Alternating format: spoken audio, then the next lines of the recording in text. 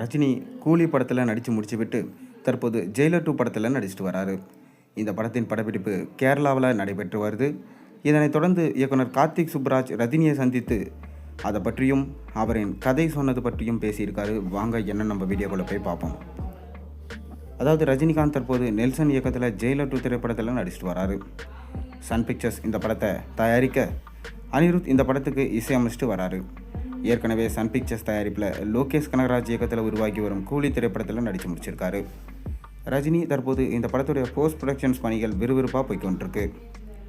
August 14ஆம் தேதி கூலி திரைப்படம் திரையில் வெளியாகும் என்று அதிகாரப்பூர்வமாக அறிவிக்கப்பட்டிருக்கு. இதனைத் தொடர்ந்து தமிழ் புத்தாண்டு முன்னிட்டு கூலி திரைப்படத்தின் டீசர் வெளியாகும் என எதிர்பார்க்கப்படுது. ஆனால் அதை பற்றி எந்த ஒரு அறிவிப்பும் இதுவரையும் வெளிவரலை. இந்நிலையில் தற்போது கேரளாவில் ஜெயிலர் 2 திரைப்படத்தோட படப்பிடிப்பு விறுவிறுப்பாக நடைபெற்று வருது. ரஜினி, யோகி பாபு, ரம்யா கிருஷ்ணன் உள்ளிட்டோர் இந்த படத்தின் படப்பிடிப்பில் கலந்துருக்காங்க. இதற்கு முன்பு ஜெயிலர் 2 திரைப்படத்தின் படப்பிடிப்பு சென்னையில் நடந்தது. அப்போது படப்பிடிப்பு தளத்திற்கு சென்று இயக்குனர் கார்த்திக் சுப்புராஜ் லோகேஷ் கனகராஜை மற்றும் ரஜினியை சந்தித்தார். லோகேஷ், நெல்சன், கார்த்திக் சுப்புராஜ் ஆகியோர் ரஜினியோடு சேர்ந்து எடுத்துக்கொண்ட புகைப்படம் இணையத்தில் வெளியிடப்பட்டிருந்தது. அது ரொம்பவே வைரலாக போச்சு. இந்நிலையில் அந்த சம்பவம் பற்றியும் ரஜினியை பற்றியும் கார்த்திக் சுப்புராஜ் சொல்லியிருக்காரு. அன்று கார்த்திக் சுப்புராஜோட பிறந்த நாளாம்.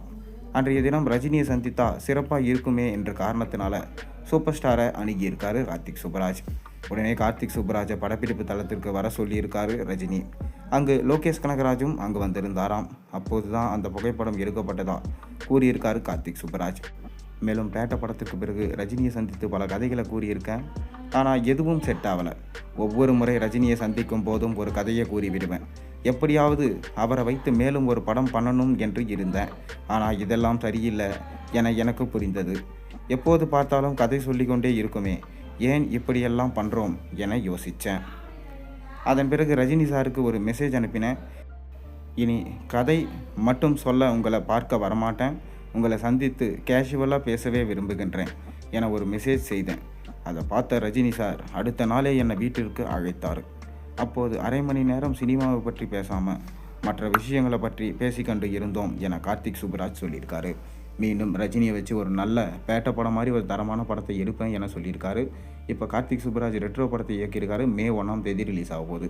அதைத் தொடர்ந்து தான் ரஜினியை வச்சு படம் பண்ணுவார் என்று கோலிவுட் வட்டாரத்திலிருந்து தகவல் கிடைச்சிருக்கு. நீங்கள் என்ன நினைக்கிறீங்க? கருத்துக்களை மறக்காமல் கீழே கமெண்ட்டில் சொல்லுங்கள். மேலும் சேனலுக்கு சப்ஸ்கிரைப் பண்ண, லைக் பண்ணுங்கள், பெல் ஐகானை ப்ரெஸ் பண்ணுங்கள்.